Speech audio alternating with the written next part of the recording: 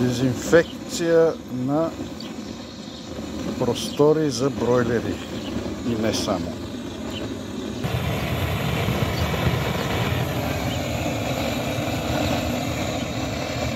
Запали се и сега ще го изгасиме.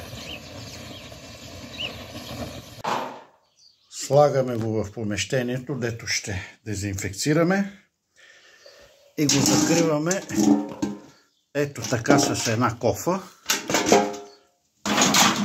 и го оставяме въздуха да изчезне и да почне да пуши. Да видиме.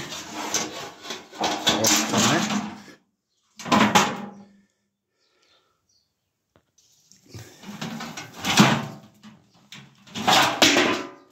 И изчезва, бе.